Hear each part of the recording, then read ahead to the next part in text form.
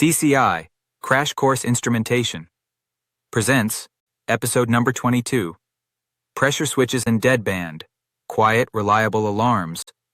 Goal: understand how pressure switches work, what setpoint and deadband differential mean, and how to mount, wire, and test them so your alarms don't chatter.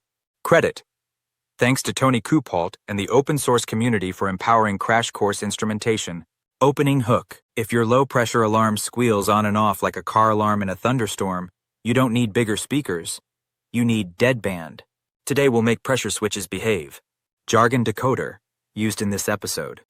Pressure switch: a discrete device that changes electrical state when pressure crosses a setpoint.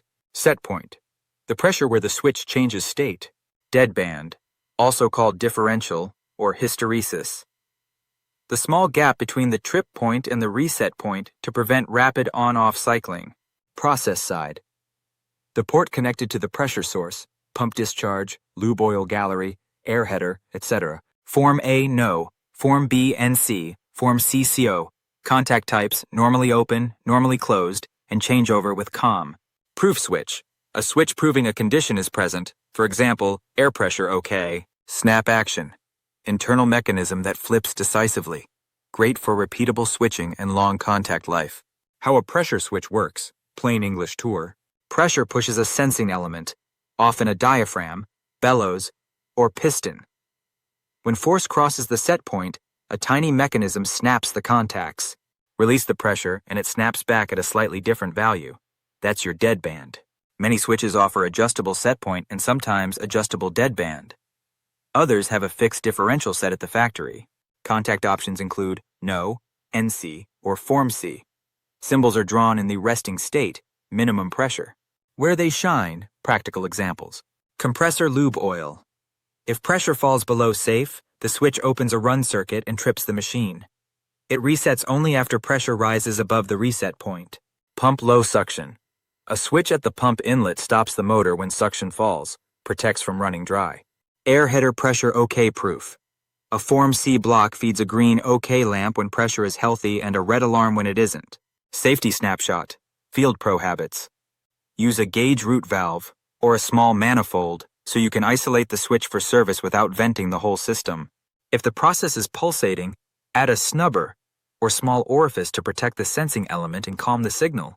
For hazardous media, keep the tech safe with a chemical seal, isolated diaphragm, and compatible fill fluid.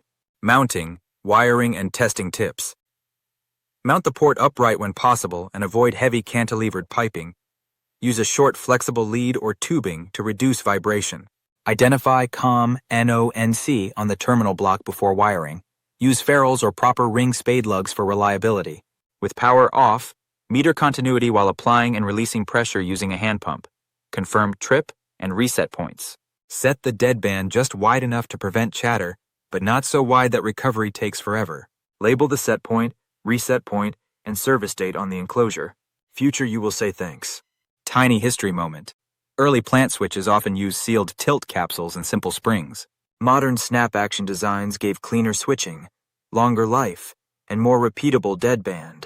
One of the quiet revolutions that made alarms trustworthy.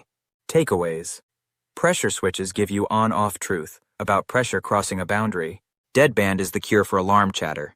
Trip at one value, reset at a slightly different value. Choose contacts, no, NC, Form C, to match fail-safe strategy and indication needs. Commission like a pro. Isolate, apply test pressure, verify trip, reset, set deadband, label. Outro: thanks again to Tony Kuphaldt and the open source community. Next up, level switches, floats, tuning forks, paddles, and why the right choice depends on your fluid and vessel.